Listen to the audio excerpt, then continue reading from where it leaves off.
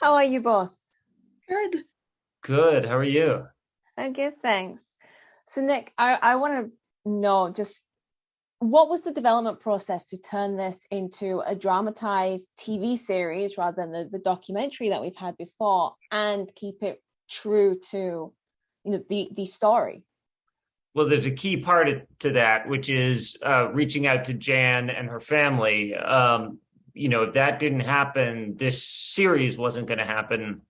So I was drawn to their story because it's so terrifying and so maddening. But the more you think about it, and the closer you get to it, the more you sort of understand there's a very human component, a very relatable component, because we all have vulnerabilities that could be used against us by someone we trust. And we wanted to tell this story right. So very early in, I mean, the first thing that we did was reach out to Jan, and then we talked for, it was a year plus before we really got into pitching and making the show. And, Jan can tell you more about that, but we had access to so much information, and Jan and her family were so generous with their time and their story. That was the most important part of the development process. And for me, the process that assisted me in being able to be a part of this was that I felt completely cared for. Like the story is a story of the people I love most, and that helped me survive something that was so difficult, but they also had to survive it. So we had to feel as if the Nick and Alex, those first contacts we had, they even came and flew out to meet all of us and spend time with us in our environment, in our home, and took them to church. I mean, the whole thing, it was amazing. And those little moments are what totally made me comfortable knowing they want to actually tell the story really as it was, instead of it just being some, salacious, like, oh, let's just say every headline and that's it. And in that way, I knew it would help.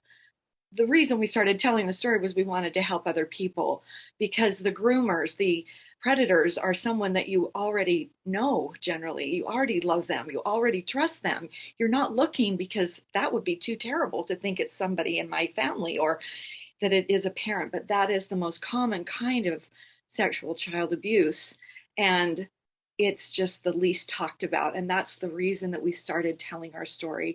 We're all vulnerable. We're all very exposed. We were willing to go there. We were willing to tell all of our mistakes. And I think that makes my family really brave.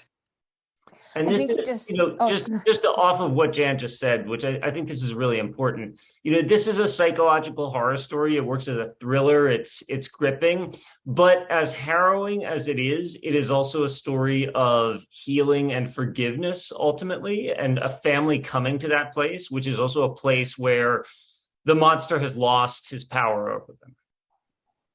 yeah, and I think Jen, I think you answered the question, because I was going to ask, why this project? Because I'm sure you've been asked multiple times to tell this story.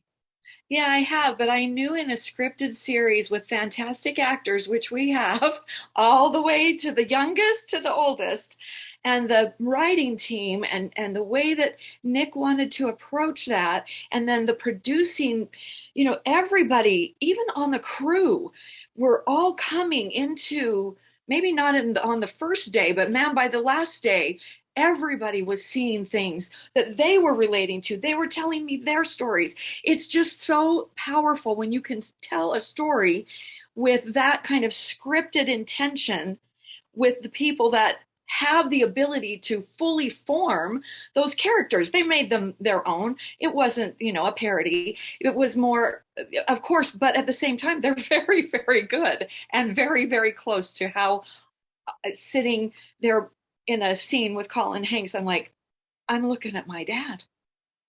It was incredible, incredible. They were so unrecognizable as well as themselves.